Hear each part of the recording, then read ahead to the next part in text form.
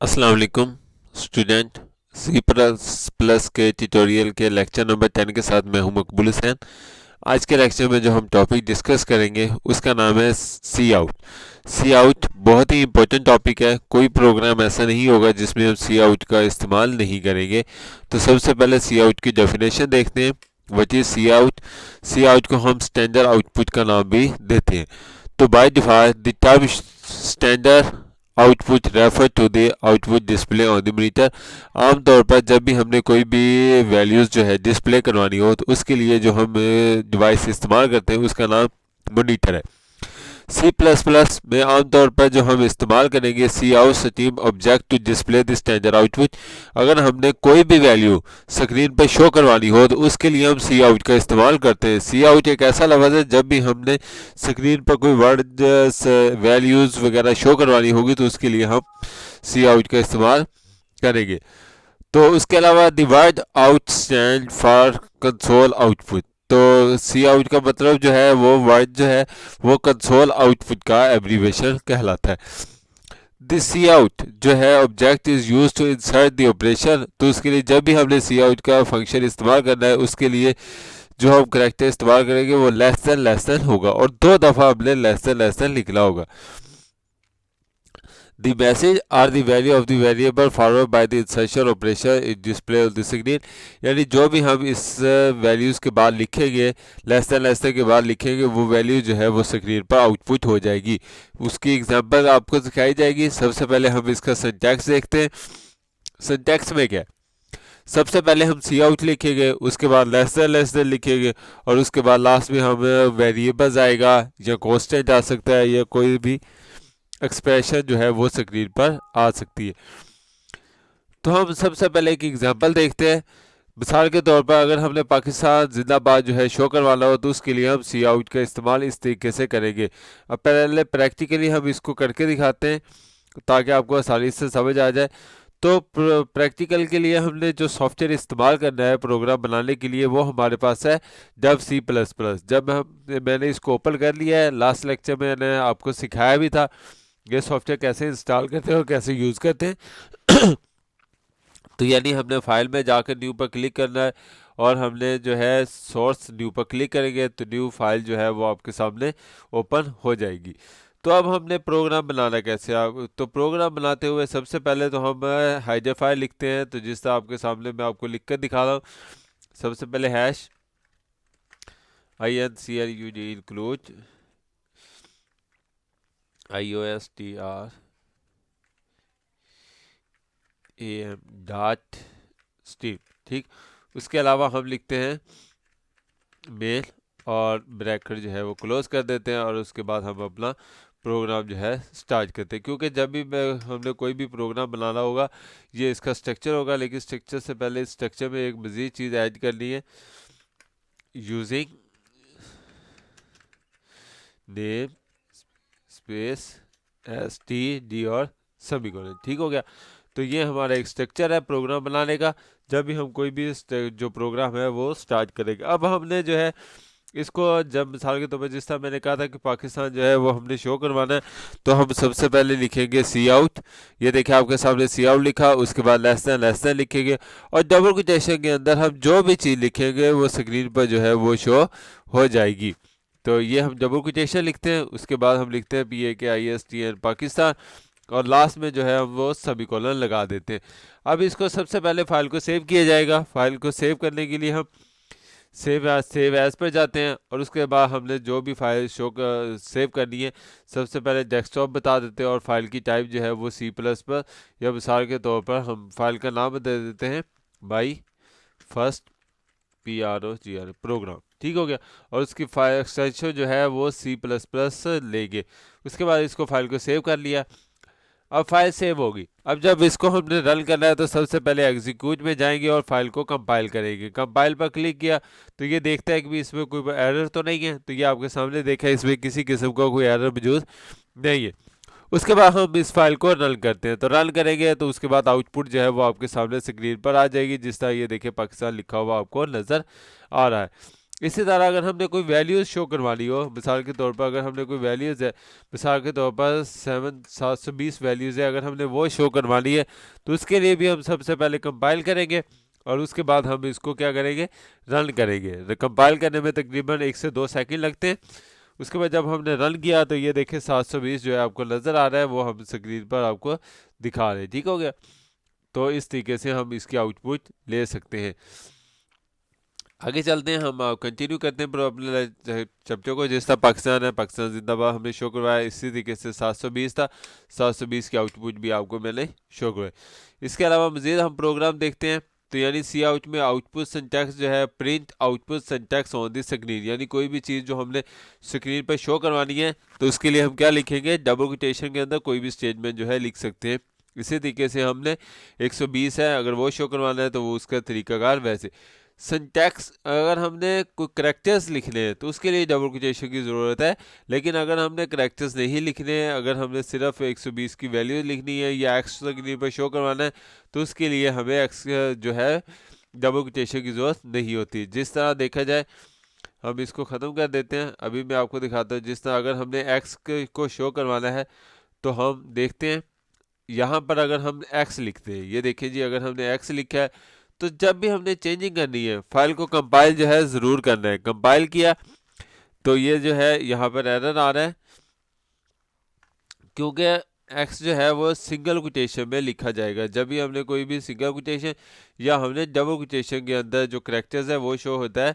तो इसके अलावा जो है हमने, जिस तरह ये देखिए मैं यहाँ पर एक्स लिखता हूँ, इसके अलावा इसको कंपाइल करते हैं तो वो कंपाइल हो गया, किसी किस्म की गलती नहीं है। रन किया तो रन जो है वो देखिए आपके सामने एक्स जो है वो शो हो गया। करैक्टर्स और जो शो करवाने हैं तो उसके लिए हम डबल कोटेशन की ज़रूरत होगी, लेकिन अगर हमने इंटीजर की वैल्यू शो करवानी है तो उसके लिए डबल कोटेशन की ज़रूरत आपको नहीं होगी। अब हम एक प्रोग्राम देखते हैं। प्रोग्राम में क्या कहता है, वो एक इंटीजर की वैल्यू और अगर करैक्टर्स की वैल्यू अगर हमने शो करवानी है तो वो कैसे करवाई जाएगी। तो सबसे पहले फंक्शन लिखेंगे प्रोग्राम। अब हम देखते हैं आउटपुट में, सबसे पहले तो हम वेरिएबल जो है वो शो करवाते हैं। एक इंटीजर की वैल्यू शो करवानी है और एक शो करवानी है करैक्टर की। तो हम सबसे पहले वेरिएबल डिक्लेयर करवाते हैं इंट।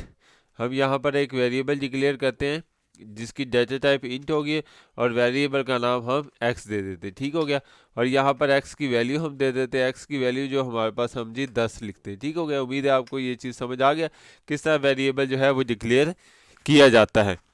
अब उसके बाद हमारे पास दूसरा देखा जाए तो अगर हमने करैक्टर्स वैल्यू शो करवानी है तो डाटा टाइप 4 लिखेंगे और वेरिएबल का नाम जो है हम लिख देते हैं सी।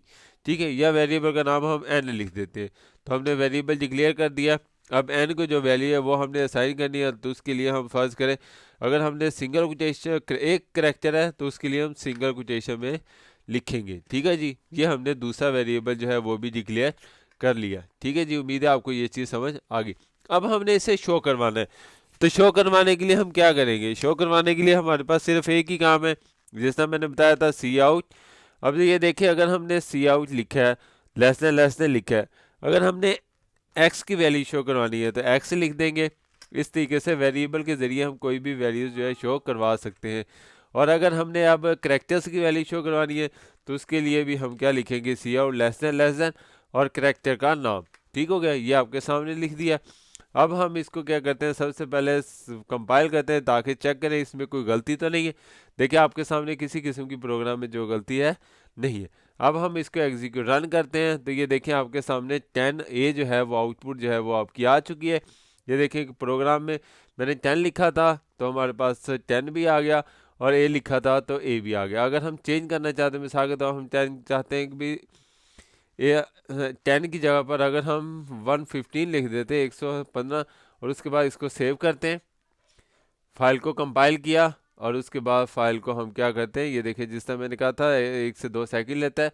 उसके बाद हम इसको रन करेंगे तो ये देखिए 115A जो है वो लिखा हुआ आ चुका है। उम्मीद है आपको ये चीज़ भी समझ आ गई होगी कि हम किस तरीके से प्रोग्राम जो है वेरिएबल के ज़रिए प्रोग्राम शो करवाते हैं। ठीक हो गया, ये सेम वही प्रोग्राम जो मैंने आपको समझाया।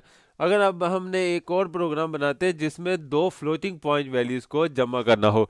2 फ्लोटिंग पॉइंट वैल्यूज़ यानी हमारे पास अगर 2 वैल्यूज़ हैं उन्हें जमा करें और उनका जवाब जो है वो स्क्रीन पर शो करवाएं।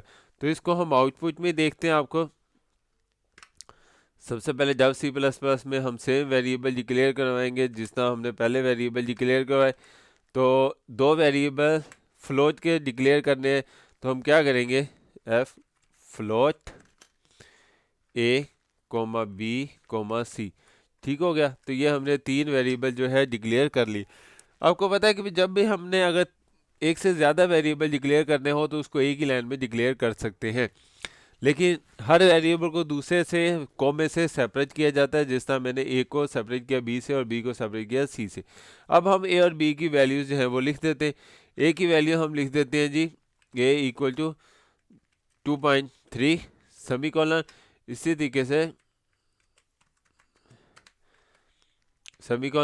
तरीके से बी की वैल्यू हम असाइन करते हैं। बी की वैल्यू हम लिख देते हैं 3.1। ठीक हो गया। और उसके बाद हम इसको सेमीकोलन लगा दें। अब हमने फार्मूला लगाना है। फार्मूला यही कि भी, यानी मैंने आपको बताया कि भी दो वैल्यूज को जमा करें, तो फार्मूला क्या लगेगा, c equal to a plus b, यानी ए और बी की वैल्यूज को जमा करें और उसको किस में डाल दें, सी में डाल दें। इस तरीके से, यानी अब हमने क्या करना है, हम चाहते हैं कि भी सी को जो आंसर है वो शो हो जाए। तो शो करवाने के लिए हमारे पास एक ही ऑप्शन है, वो होता है सी आउट लेस देन। और अब हमने किसको शो करवाना है, हमने सी को शो करवाना है। तो हम यहाँ पर क्या लिखेंगे, वेरिएबल का नाम लिखेंगे। यहाँ पर वैल्यूज़ नहीं लिखनी। अक्सर लोग क्या करते हैं, सी की वैल्यू लिख देते हैं, लेकिन हमने सी की वैल्यू नहीं, हमने वेरिएबल का नाम लिखना होता है। तो जो आपके सामने आपको नज़र आ रहा है। ठीक हो गया। अब हमने इसको लिखा है, अब इसको हम शो करवाते हैं, लेकिन सबसे पहले कंपाइल करना लाजमी है। अब हमने कंपाइल करना है, तो क्या करेंगे, रन किया और उसके बाद ये देखें 5.4 जो है वो आपके सामने आ चुका है। यानी 2.3 जमा 3.1 जो है आंसर की तरह आता है 5.4। उम्मीद है आपको ये वाला प्रोग्राम भी समझ आ चुका होगा। नेक्स्ट मजीद हम प्रोग्राम की तरफ मूव करते हैं। एक हमने कैलकुलेटर बनाना है, कैलकुलेट करना है प्रिंट एरिया, जिसमें हमारे पास दो वैल्यूज़ होंगी, बेस हाइट, और उसके बाद बेस और हाइट को हम मल्टीप्लाई करेंगे और एरिया जो है वो हम शो करवा देंगे। तो सेम इसी तरह हम देखते हैं, मिसाल के तौर पर प्रोग्राम में हम इसको ख़त्म करते हैं और उसकी जगह पर नया प्रोग्राम क्या करना है, इंट हमने दो वेरिएबल डिक्लेयर करने हैं, इंट बेस कोमा हाइट, और लास्ट में हमने क्या शो करवाना है, एरिया। ठीक हो गया। तीन वेरिएबल हमने डिक्लेयर कर लिए। बेस की हम वैल्यू देते हैं हमारे पास जो है जी 5, और इसी तरीके से, ठीक हो गया, इसी तरीके से हम क्या करेंगे, हाइट हाइट की अगर हमने वैल्यू देती है तो हाइट की वैल्यू हम दे देते हैं 4। ठीक है। तो अब फार्मूला लगाएंगे। एरिया का फार्मूला जो होता है वो हमारे पास सिंपल फार्मूला है जी, एरिया बराबर होता है बेस मल्टीप्लाई HEIGHT हाइट। ठीक है जी। तो इस तरह हम प्रोग्राम बनाते हैं। उसके बाद अब हमने शो करवाना है, तो शो करवाने के लिए हम क्या लिखेंगे, सी आउट लेस देन। हम चाहते हैं कि भी यानी एरिया के साथ, पहले मैं वैसे सिंपल शो करवाता हूँ, एरिया शो करवा दी। ठीक है जी। तो अब हमने ये शो करवाया। अब हम इसको कंपाइल करेंगे ताकि गलती चेक करें, तो आपके सामने प्रोग्राम में किसी किस्म की गलती नहीं। अब हम इसको रन करते हैं, तो रन करेंगे तो ये देखें 20 जो है वो आपके सामने स्क्रीन पर आ चुका है।